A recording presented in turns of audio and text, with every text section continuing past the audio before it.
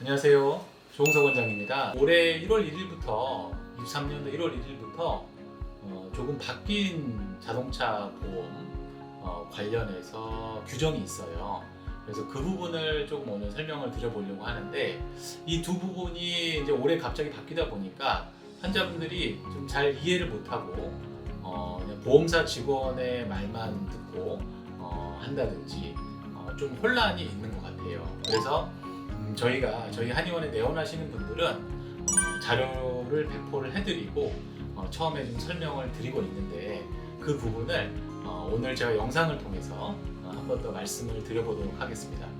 올해 바뀐 규정은 크게 이제 두 가지예요. 이제 첫 번째는 뭐냐면, 치료를 4919부터 4주만 받을 수 있다. 과연 그럴지, 그게 첫 번째고, 두 번째는 뭐냐면 내 사고에 있어서 치료 비용이 나의 과실에 따라서 비용이 상계가 된다는 그 두 번째이죠. 그래서 그 각각에 대해서 좀 설명을 드려보겠습니다.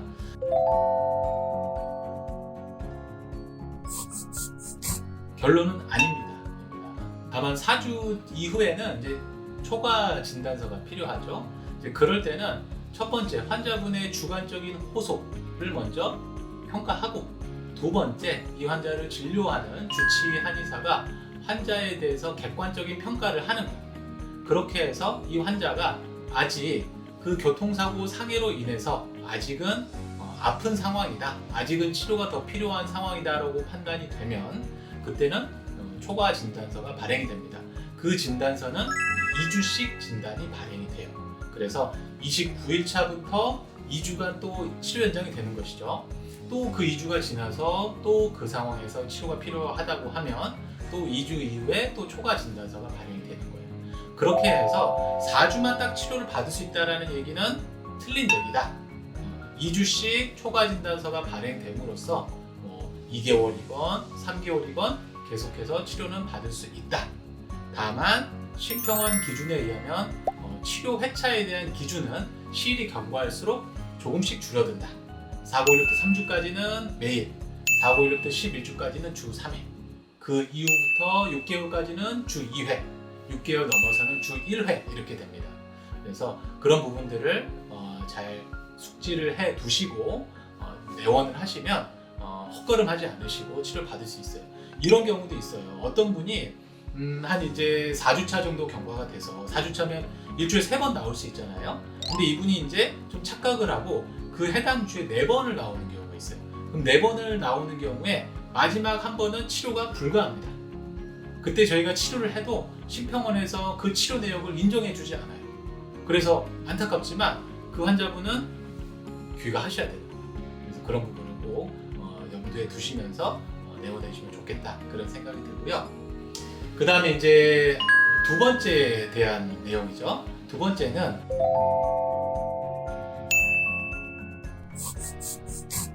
과실 비율에 따라서 내가 자부담하는 비용이 상계적으로 발생한다라는 내용인데, 사실 작년까지만 해도 우리가 교통사고 이제 보험 처리 영역은 두 가지잖아요. 대물과 대인이 있죠. 대물은 원래도 과실 비율에 따라서 상계가 됐었어요. 예를 들면 8대2 사고다, 내가 과실이 2가 있다 라고 하면 수리비에 있어서 20%만큼은 이제 내가 부담을 해야 되는 그런 상황이었죠. 하지만 작년까지만 해도 대인의 경우, 이제 인적 치료에 있어서는 내 비율이 몇 프로이건 상관없이 무조건 상대방 보험사에서 100% 지불을 해주게 돼 있었어요. 근데 그게 올해부터 좀 이제 바뀐 것이죠. 내가 과실 비율이 있는 경우에는 그런 부분들을 한번 따져봐야 된다는 거예요. 내 과실 비율이 더 높은데 그냥 막연하게 입원을 한다, 혹은 치료를 받는다, 이렇게 생각하는 것은 한 번은 조금은 이제 생각을 해봐야 될 필요도 있다라는 얘기입니다. 한번 제가 여러 가지 비율적으로 설명을 좀 드려보면, 첫 번째, 100대 0 사고예요. 100대 0 사고. 그러니까 나는 과실이 없는 거죠. 내가 정차해 있는데 상대방이 뒤에서 꽝 하고 박았어요. 이제 그런 상황에서는 과실 비율은 나는 없단 말이에요. 그러면 이런 경우에는 예전하고 똑같아요. 내가 치료비에 대한 부분들은 무조건 다 상대방 보험사에서 지불을 해주게 되어 있습니다. 2대8 과실이 있는 경우를 한번 예로 들어볼게요. 사고가 났는데 내 과실이 20%가 잡혔다. 그랬을 때 내가 실제로 부담하는 비용은 얼마가 될 것이냐 라는 것을 한번 예로 들어볼게요. 이 대인 보험에 있어서는 대인 1과 대인 2가 있어요. 대인 1이 의무보험에 해당이 됩니다. 그래서 대인 1은 지급 보증 범위가 50만 원까지 치료 비용이 있어 50만 원까지. 다만 병원에서 발행된 진단서를 제출하면 50만 원의 비용이 120만 원 올라가게 됩니다. 그러면 대인 1, 즉 상대방의 보험에서 120만 원까지는 나에게 어떠한 영향이 없이 치료 보증이 된다는 얘기예요. 하지만 이제 120만 원은 비용이 또 어떤 치료적인 구성을 봤을 때는 조금 비용적으로 조금 적은 부분이 있죠. 그래서 120만 원이 넘어가게 되는 경우들이 많이 있는데, 그럼 이제 120만 원이 넘어가게 되면 대인 2 영역으로 넘어가게 됩니다.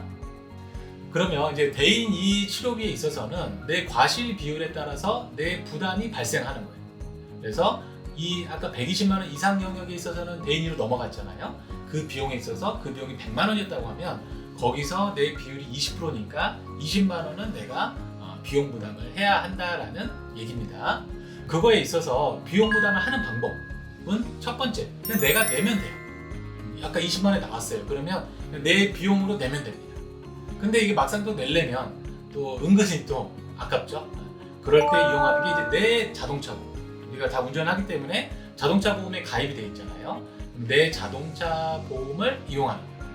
그러면 내 자동차 보험을 한번 잘 살펴보면 뭐가 있냐면 자손과 자상이 있습니다.